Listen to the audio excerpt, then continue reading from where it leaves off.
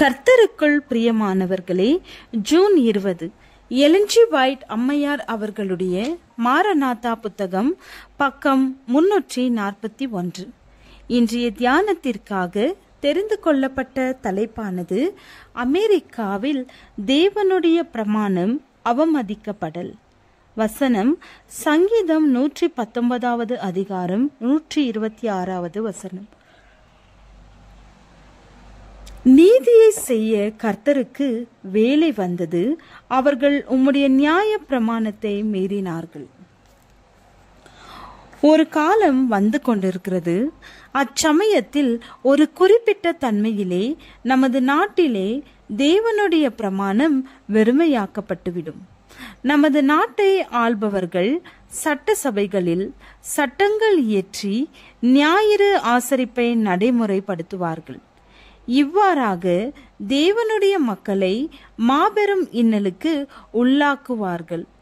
மக்களுடைய மார்க்க சம்பந்தமான சிறப்பு உரிமைகளை குறித்த காரியத்தில் ஞாயிறு ஆசரிப்பை நடைமுறைப்படுத்தி 7ஆம் நாளில் ஓய்வு நாளை கை கொள்ளுகிறவர்களுக்கு விரோதமாக ஒடுக்குகின்ற வல்லமையை அனுமதித்து மனிதரின் மனசாட்சியை கட்டி போடுவதற்காக நம்முடைய நாடு அதன் சட்ட சபை கூட்டங்களிலே சட்டம் இயற்றும் போது தேவனுடைய சித்தத்தின் பிரமாணம் அதன் அனைத்து உள்ளார்ந்த நோக்கங்களிலும் நாட்டிலே வெறுமையானதாக ஆக்கப்பட்டுவிடும்.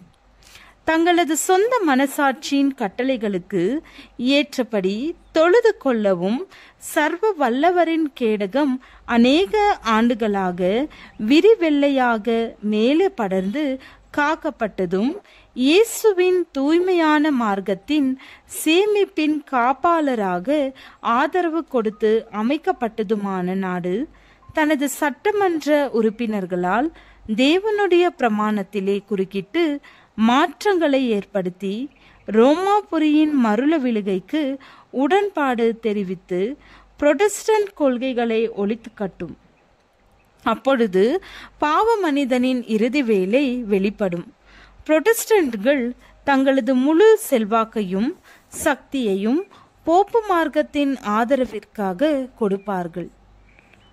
மேலும் ரோமாபுரியின் கேடடைந்த விசுவாசத்திற்கு ஆற்றலையும் புதிய ஜீவனையும் கொடுத்து போலியான ஓய்வு நாளை நாட்டின் சட்டத்தின் மூலமாக நடைமுறைப்படுத்துவார்கள். மேலும் ரோமாபுரியின் கொடுமைக்கு மீண்டும் புத்துயிர் ஊட்டி மனசாட்சியை ஒடுக்கி அடக்குவார்கள். பின்பு அதுவே அவரது சத்தியத்தை மெய்ப்பித்து காட்டத்தக்கதாக மகா வல்லமையோடு தேவன் செயல்படுவதற்கான நேரமாக அமையும். இவைகளுக்கு பின்பு வேறொரு தூதன் மிகுந்த அதிகாரமுடையவனாய் வானத்திலிருந்து இறங்கி வர கண்டேன். அவனுடைய மகிமையினால் பூமி பிரகாசமாயிற்று. அவன் பலத்த சத்தமிட்டு, மகா பாபிலோன் விழுந்தது விழுந்தது, அது பேய்களுடைய குடியிருப்பும் சகலவித அசுத்த ஆவிகளுடைய காவல் வீடும் அசுத்தமும் அருவருப்பும் உள்ள சகல பறவைகளுடைய கூடுமாயிற்று. பின்பு வேறொரு சத்தம் வானத்திலிருந்து உண்டாக கேட்டேன்.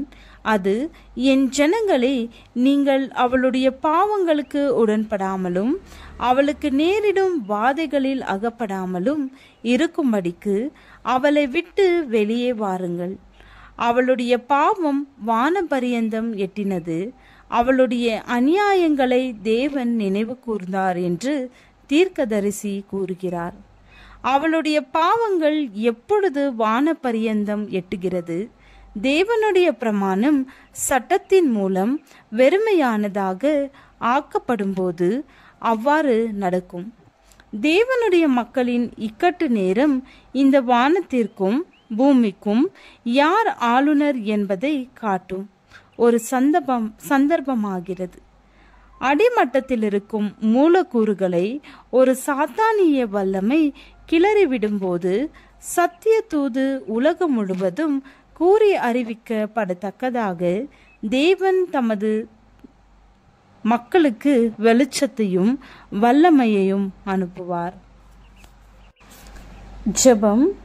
அன்பின் பிதாவே, மெய் சாட்சிகளாய் வாழவும் உம்மை பிரதிபலிக்கவும் உமது கிருபையை அருளும். ஆமேன்.